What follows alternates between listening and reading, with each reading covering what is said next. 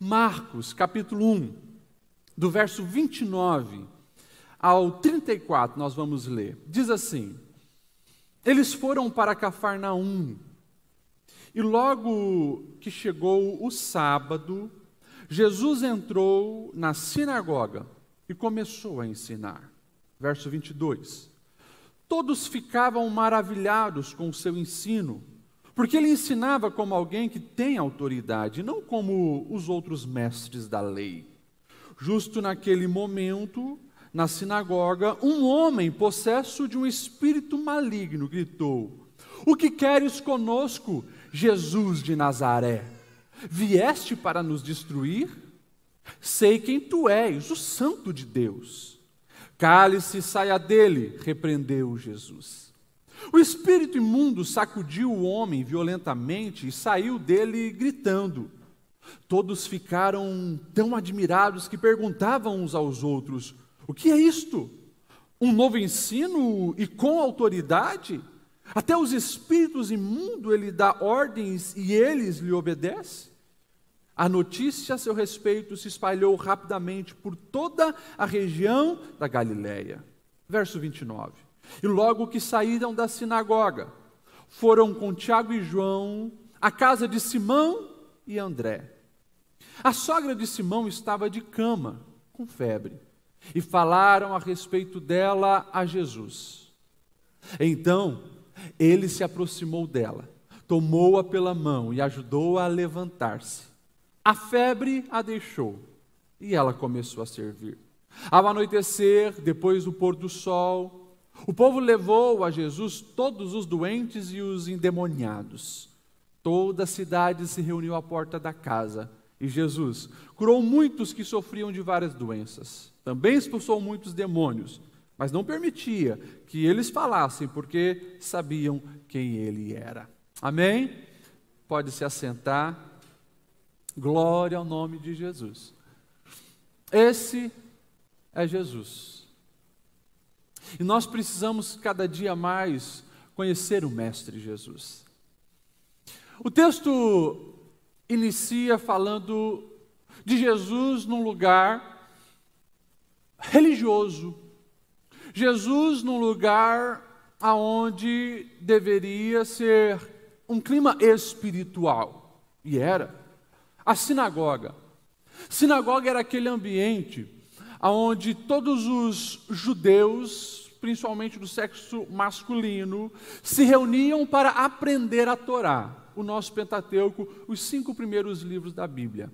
E todo judeu, e em alguma cidade, onde tivesse uma pequena comunidade de judeus, lá haveria uma sinagoga, e todo judeu ia lá para escutar, e os judeus acima de 30 anos tinham o direito também de ter a oportunidade de ministrar e falar. Por isso que, sempre quando Jesus ele está visitando uma cidade, ele quer compartilhar as verdades a respeito do reino de Deus, ele sendo judeu, ele tem direito de entrar numa sinagoga e lá ministrar. Nós vamos ver Paulo usando a mesma estratégia. Ele vai na sinagoga, o primeiro lugar que ele procura, onde estão os judeus? Ele pode ministrar. Jesus está ensinando, as pessoas estão admiradas pelo que Jesus está falando, e o texto vai dizer que naquela sinagoga, na cidade de Cafarnaum, de repente, acontece uma manifestação demoníaca. Um homem fica possesso pelo demônio, ou o demônio já estava nele, apenas se manifesta e começa a perguntar: o que queres aqui? Veio para nos destruir. E Jesus então repreende aquele homem, o demônio joga no chão. Você imagine a cena. A sinagoga é um ambiente muito similar como a igreja, um ambiente tranquilo, alguém está falando, todos em silêncio, prestando atenção, de repente uma gritaria acontece, mas Jesus repreende aquele demônio e liberta aquele homem. Interessante é que essa verdade precisa ser guardada na nossa mente e coração. Qual verdade, pastor Lediel? Quando os princípios do reino, quando a verdade de Deus começa a ser manifestada, demônios começam a se agitar, a se incomodar. Entenda isso. A verdade liberta. A verdade traz a cura, a verdade gera vida. Portanto, quando há uma manifestação, um compartilhar das verdades de Deus, haverá guerras no mundo espiritual. Traga isso para a sua realidade. Muitas, mas muitas são as pessoas ao longo do meu ministério que chegaram para mim dizendo: pastor, eu não sei o que está acontecendo. Creio que o pastor Aguiar também já viveu essa experiência. Eu não sei o que está acontecendo. Eu comecei a ir na igreja, eu comecei a ler a palavra, eu comecei a orar e parece que as coisas pioraram. E parece que a situação ficou pior. Lá em casa já não estava legal, mas eu comecei a ir na igreja, eu comecei a colocar louvores, parece que a briga aumentou, as pessoas não gostaram. Pode ter certeza, está havendo um rebuliço no mundo espiritual, porque os demônios estão dominando. Os demônios estão possuindo uma pessoa. De repente, chega a luz divina, que é muito maior, que é soberana, vai dissipar as trevas, os demônios vão se manifestar. Portanto, eu quero aqui deixar um incentivo para você, que colocou um propósito de buscar mais a Deus, de ouvir louvores, de cantar, de adorar, de ler a palavra, e parece sofrendo algum tipo de represária no mundo espiritual. Eu declaro, embasado no Evangelho, por experiência de vida e com aquilo que é fato: não arreda o pé. Vai para dentro, vai para cima com a palavra. Por quê? Maior é o que está contigo do que aquele que está no mundo. Vai haver guerra, sim, pela libertação da tua casa, do teu casamento, dos teus filhos, na tua vida profissional. Aonde houver opressão maligna, chegue com a palavra de Deus, a verdade de Deus, porque ali haverá libertação. Jesus está na sinagoga, em Cafarnaum, todos estão maravilhados e imagine isso, imagine a cena. Alguém ministrando, o coração ardendo, todo mundo encantado com Jesus. Não sei se, quem sabe, não aplaudiram Jesus. Mas o texto vai dizer assim: saindo da sinagoga, foram para a casa de João, né, de Tiago, foram com Tiago e João à casa de Simão e André. A casa de Simão e André. E aqui a gente começa a prestar atenção em alguns detalhes a respeito dos discípulos de Jesus e do ambiente onde Jesus estava. Porque eles saem da sinagoga e vão para a casa de Simão e André, o famoso Simão Pedro. Alguns chegam a afirmar que é a casa da sogra de Pedro. Ou seja, se Pedro tem sogra, Pedro era casado, sim ou não? É lógico que sim.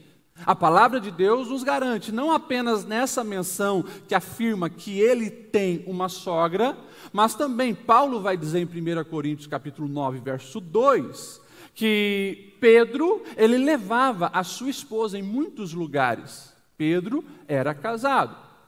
Nós vamos ver os pais da igreja são aqueles que escreveram a continuação da história da igreja depois do livro de Atos. Por exemplo, Clemente de Alexandria, ele chega a dizer que no dia da morte de Pedro, em Roma, Pedro foi crucificado de cabeça para baixo, e Clemente diz que a esposa dele estava junto. E enquanto ele estava ali para ser crucificado, ele gritava para sua esposa: não desanime, lembre-se do Senhor, lembre do Senhor. São registros dos historiadores. Nós vamos ver outros historiadores, como Nereu e Aquilau, falam que Pedro tinha também uma filha, o nome dela Petrolina, que também era uma cristã fervorosa. É claro que isso são registros ao longo da história da igreja. Mas enfim, Pedro tinha uma sogra e agora Jesus está lá naquela casa. Só que há um problema de enfermidade. É uma febre que assola aquela mulher e ela está de cama. E é claro, como toda enfermidade, ela vem para prejudicar, ela vem para limitar, ela vem para comprometer o potencial. Ou seja, nós sabemos que uma enfermidade no corpo compromete o nosso potencial de vida. Uma enfermidade na alma também compromete o nosso potencial de produzir, o nosso potencial existencial, o nosso potencial de amar, o nosso potencial de frutificar. E Jesus agora está num ambiente onde, de fato, tem uma doença. Mas a primeira coisa que me chama a atenção, e eu quero falar sobre o agir singular de Jesus, ele age sempre de maneira simples e de maneira humilde. Jesus é o Deus encarnado que frequenta ambientes extremamente importantes, como uma sinagoga, ambiente onde tem muitas pessoas importantes, ambiente onde as multidões estão o olhando, o aplaudindo, querendo conhecer mais. Ele age nesse ambiente, mas ele também procura os lugares simples, como uma casa. Uma casa, provavelmente, de barro, como eram as casas de pescadores daquela época. Uma casa simples. E lá naquele lugar, ele também manifesta a sua glória.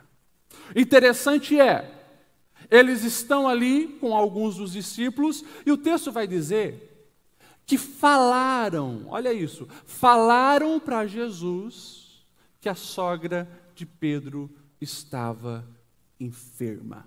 Eu quero que você entenda isso, porque nós sabemos, como nós lemos, houve uma cura na vida daquela mulher, mas tudo começou com o quê? Com alguém falando da enfermidade para Jesus. Alguém falando do problema para Jesus. Eu quero que você entenda essa grande verdade. Não foi a sogra de Pedro que começou a gritar, a clamar lá no quarto onde ela estava ou na cama onde ela estava deitado. Alguém falou dela para Jesus e o Senhor se moveu e realizou a cura. Qual é a lição que fica para cada um de nós? Você conhece pessoas que estão enfermas, não apenas no corpo, mas também na alma. Você também conhece o poder que há no Deus encarnado, o poder que há em Jesus. Nós aí damos nome a uma palavra chamada intercessão. Você intercede a Deus em favor de alguma pessoa. E essa história, como muitas outras, vão nos ensinar. Quando isso acontece, o Senhor se move, porque a fé foi manifestada.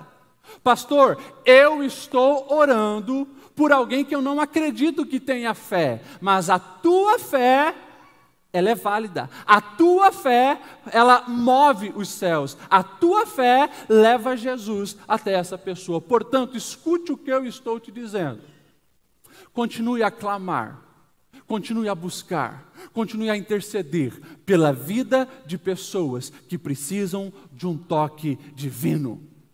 Talvez você está aqui com o coração preocupado com alguma pessoa que está no mundo das drogas. Como essa semana alguém chegou aqui, um pai chegou aqui desesperado, pastor, me ajuda.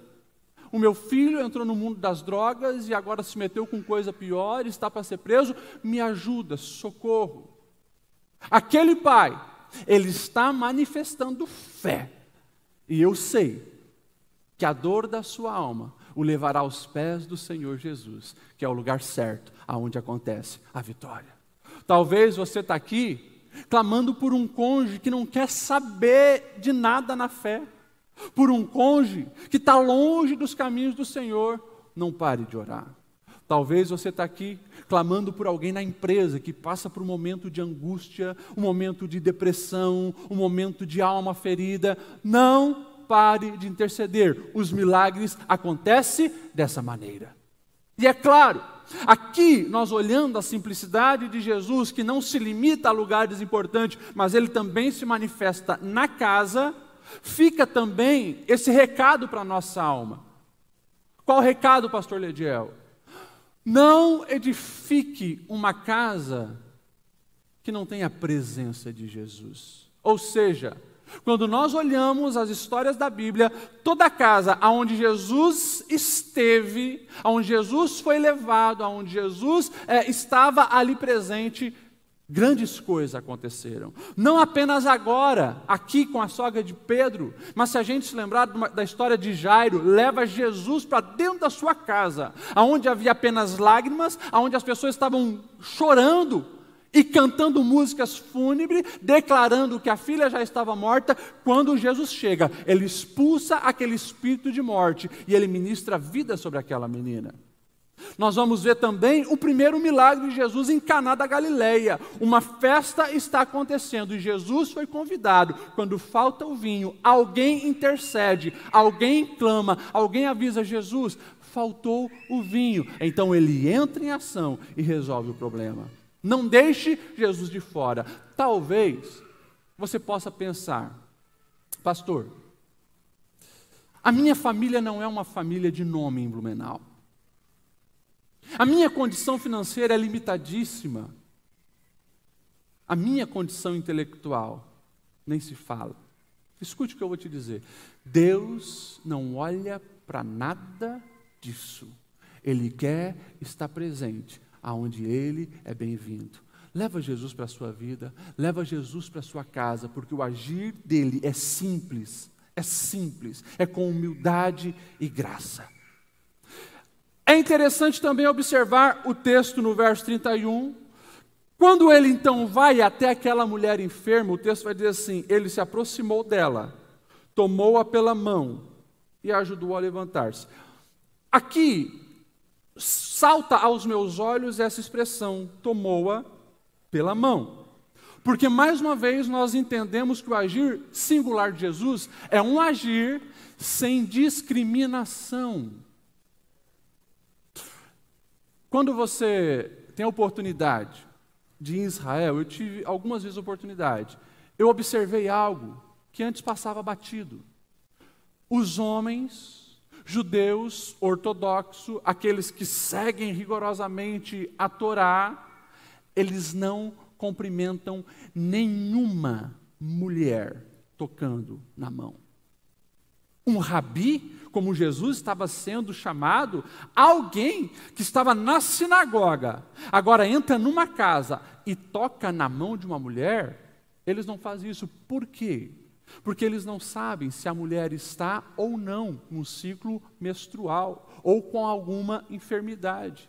E, segundo a lei de Moisés, se tocasse estaria se tornando impuro. Então, homens ortodoxos, religiosos, rabis, não pegam uma mulher e cumprimentam tocando na mão.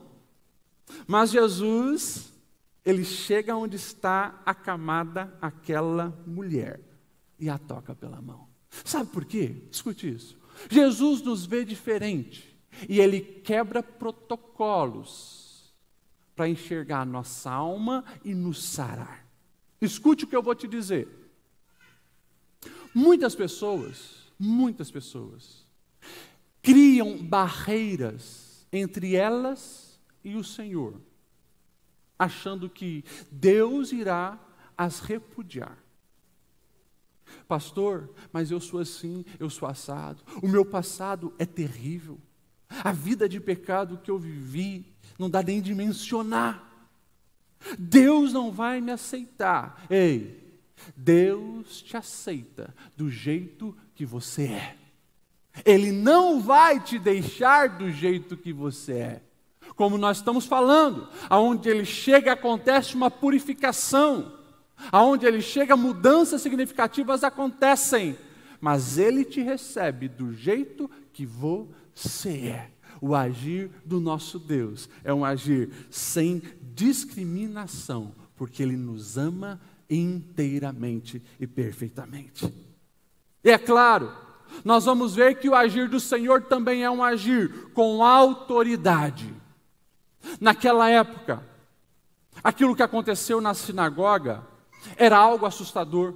Por isso que todos ficaram maravilhados. Não era todos os religiosos, os mestres, que tinham autoridade sobre demônios. Na verdade, era raro se encontrar uma pessoa que tivesse autoridade para repreender demônios.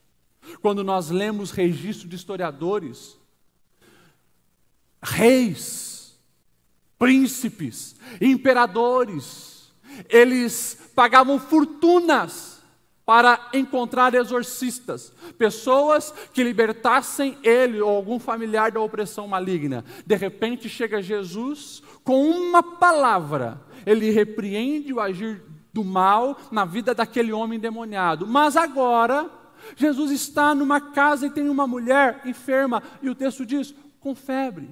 Quem sabe, alguém olharia e dizia, mas Jesus vai se importar com uma coisinha tão pequena como uma febre? O nosso Senhor, Ele tem autoridade sobre todas as coisas. E aquilo que compromete o potencial de uma vida, para Deus, importa. E aqui deixa eu trazer uma aplicação para a nossa realidade. Tem pessoas que estão com o potencial comprometido e não conseguem ser ela mesma, sim, porque coisas enormes aprendem. Tem passados trágicos. Pessoas que foram abusadas, que foram caluniadas, enganadas, maltratadas, arrombos na alma que comprometem, e muitas também recebem forças malignas assegurando, reprimindo coisa séria. Pessoas que são consagradas num centro de macumba, pessoas que tiveram sangue de galinha derramado sobre si, pessoas que literalmente foram entregues para Satanás. Tem o seu potencial comprometido e são coisas sérias. Mas tem pessoas que não, aos olhos humanos não estão em algo tão sério assim. Quem sabe é uma febrezinha na alma, mas que também tem limitado e comprometido o potencial. O Senhor Jesus, Ele se manifesta para repreender todo o mal. Seja aos nossos olhos um grande mal ou um mal menor, mas o nosso Deus, Ele sabe que aquilo está travando, comprometendo o andamento da sua vida, e Ele deseja manifestar-se com autoridade. O agir do nosso Deus é um agir com autoridade. E o nosso Deus, Ele faz o que precisa ser feito. E o texto vai dizer assim: se aproximou-se dela, tomou-a pela mão, a ajudou-se a levantar, a febre a deixou e ela começou a servir. Essa é uma lógica que também vai contra as nossas expectativas. Porque na nossa expectativa, a lógica era: o Senhor vai, o Senhor repreende aquela enfermidade, o Senhor a cura, então Ele a convida a se levantar. Mas não. Ele vai, Ele se aproxima, Ele pega na mão, Ele a levanta e depois repreende a enfermidade. E agora ela passa a servir. A lógica de Deus é diferente. O seu agir é diferente. Pastor Lediel, o que isso tem a ver com a nossa vida? Tem muitas pessoas, escute isso, que estão querendo limitar o agir de Deus de acordo com a tua compreensão lógica racional, a nossa compreensão lógica racional e pequena. Várias vezes eu já preguei em todos os milagres de Jesus. Você vai ver o Senhor quebrando lógicas. Seja, como uma vez eu preguei aqui, quando ele vai em Naim, e ele quebra todos os protocolos, porque ele vai e conversa com uma viúva, ele manda a viúva não chorar, ele toca no esquife, no caixão onde estava o morto, começa a conversar com o morto, totalmente fora da lógica. Quando chega e se lança diante dele um leproso, ninguém fica perto de leproso, todo mundo tem que se afastar, mas ele vai, fica ali, ainda toca no leproso. Jesus, ele age de maneira ilógica a lógica humana, comparando com a razão humana. E agora, da mesma forma, antes de curar, ele já estava levantando aquela mulher. Escute o recado de Deus ao meu e teu coração. Quem sabe você está esperando uma sequência de acordo com a tua lógica acontecer, para que você agora se mova em rumo à solução, ou se mova para fazer alguma coisa para Deus. Escute isso. Se o Senhor já te pegou pela mão e te convidou a levantar, obedeça. Se o Senhor agiu de uma maneira que você não esperava, ande segundo os padrões dele, a lógica dele. Ou seja, deixa eu trazer uma aplicação mais direta.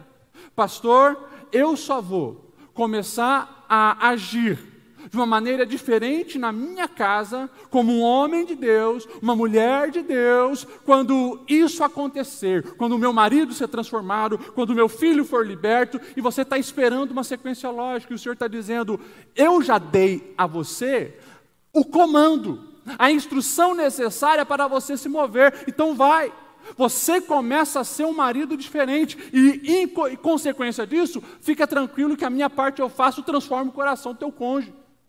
Se posiciona conforme os comandos de Deus e você vai ver então o milagre acontecendo. Ou seja, a palavra de Deus, ela é direta, nós precisamos estar em sintonia com o comando de Deus. Aquela mulher, mesmo enferma, ainda enferma, aceitou a proposta de Jesus de se levantar, e esse foi um ato de fé que então fez com que ela também recebesse a sua bênção. Começa a agir de acordo com os comandos de Deus, e como nós já ouvimos aqui nessa noite,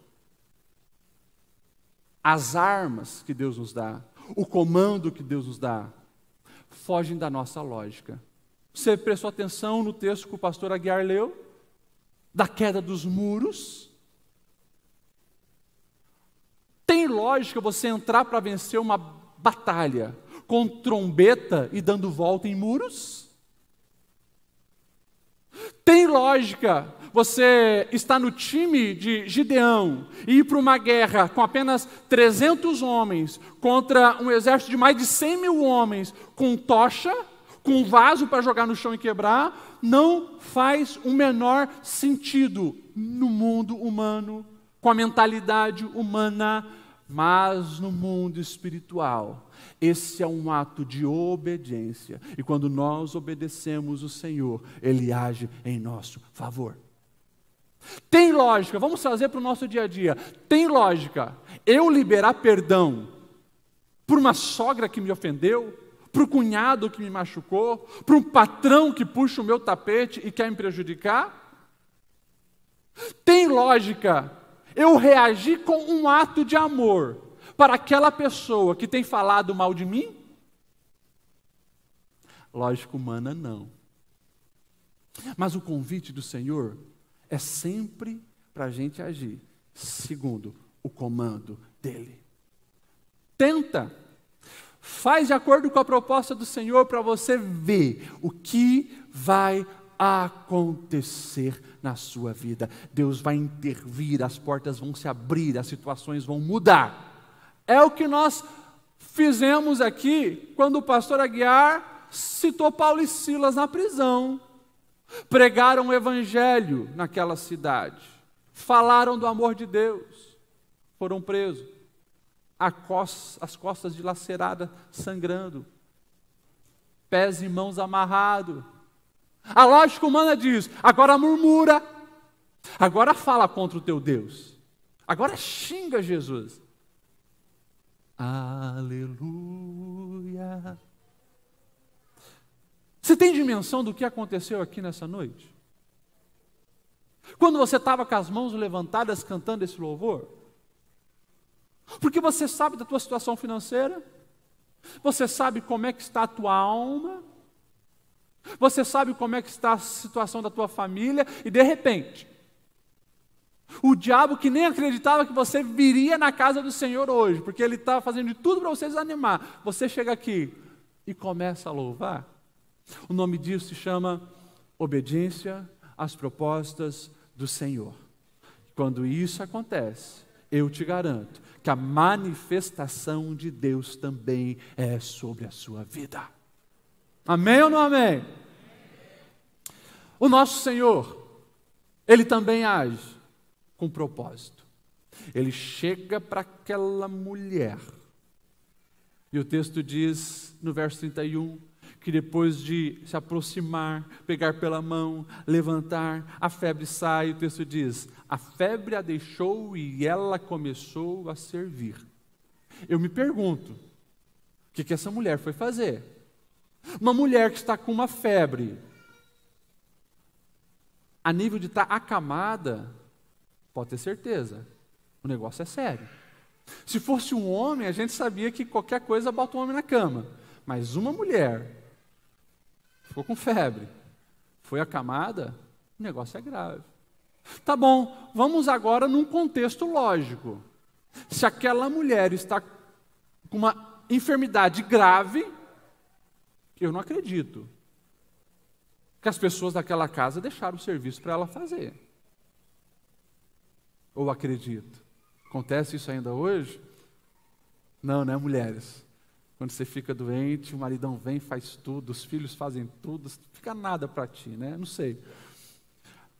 Mas ela estava acamada. E o texto diz, quando ela recebe a cura, ela passa a servir. Eu não sei se deixaram o serviço para ela, isso aqui é tudo suposição. Agora, fica claro que sempre há coisas específicas para nós fazermos. E fica claro que quando nós recebemos o toque do Mestre, quando nós somos tocados por Ele, curados por Ele, nós não queremos ficar de braços cruzados. Nós queremos fazer algo mais. É impossível, escute isso, e que isso seja uma lição preciosa ao teu coração.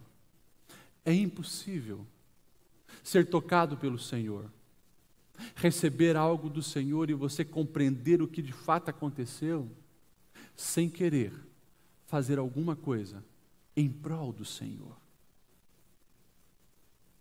É por isso que muitas vezes eu fico preocupado com pessoas que dizem que tiveram uma experiência com Deus. Passou 1 ano, 2 anos, 5 anos, 10 anos, e você não vê essa pessoa frutificando. Você não vê ela exalando o bom perfume de Deus na sua vida. É muito estranho. Essa mulher, uma senhora, ela recebe o toque de Deus. Ela está curada instantaneamente.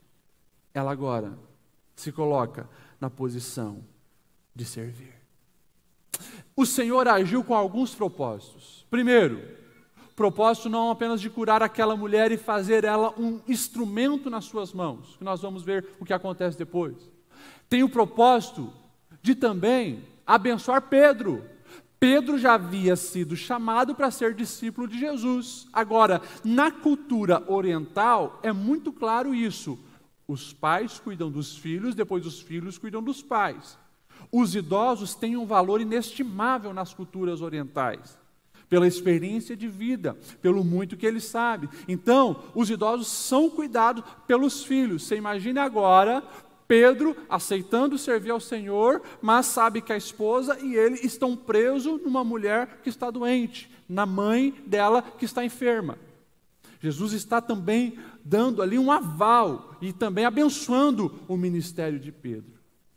Mas o Senhor tinha outros propósitos, propósitos de abençoar muitas outras pessoas. O texto vai dizer assim, verso 32, ao anoitecer, depois do pôr do sol, o povo levou a Jesus todos os doentes e endemoniados e toda a cidade se reuniu à porta da casa. E Jesus curou muitos que sofriam de várias doenças, também expulsou muitos demônios. A bênção que Deus tem para você, ela não pode terminar em você. Deus restaurou a saúde daquela mulher. Algumas horas depois, todo o bairro estava sabendo. A cidade começou a se aglomerar naquela casa. Jesus foi para a porta e começou a curar as outras pessoas. A cura daquela mulher despertou a fé em todas as pessoas que ouviram falar. Isso precisa acontecer com a minha vida e com a sua vida. Ou seja, Eu creio que Deus pode me restaurar, te restaurar e nos restaurar, mas sempre tem um propósito o agir do nosso Deus na nossa vida, de nos fazer um instrumento para alcançar outras pessoas. E aí, eu quero que você entenda algo. Seja você o reflexo de Deus que ilumina as outras pessoas. Ou seja, como Jesus mesmo vai falar no Sermão do Monte, que as pessoas vejam as vossas boas obras, o que Deus já fez na vida de vocês, e glorifiquem ao Pai que está no céu. Isso fala de privilégios e de responsabilidades. Eu recebo o privilégio de ser curado pelo Senhor, mas eu tenho a responsabilidade de fazê-lo conhecido. Ou seja, a voz do Senhor aqui nos chama a frutificar. E que ao sair daqui nessa quinta-feira, aonde você for, quando você chegar amanhã no trabalho, que o seu discurso não seja um discurso negativo, reclamando da vida, mas que o seu discurso seja: ontem eu tive uma experiência com o meu Deus. Que você possa compartilhar os milagres que o Senhor fez na sua vida, que você possa compartilhar a libertação que o Senhor te deu das drogas e do álcool, que o Senhor possa realmente fazer algo significativo na tua vida e você tenha sensibilidade para enxergar esse agir e compartilhar sobre a vida das outras pessoas. Deus tira aquilo que trava o teu potencial para que você frutifique com excelência.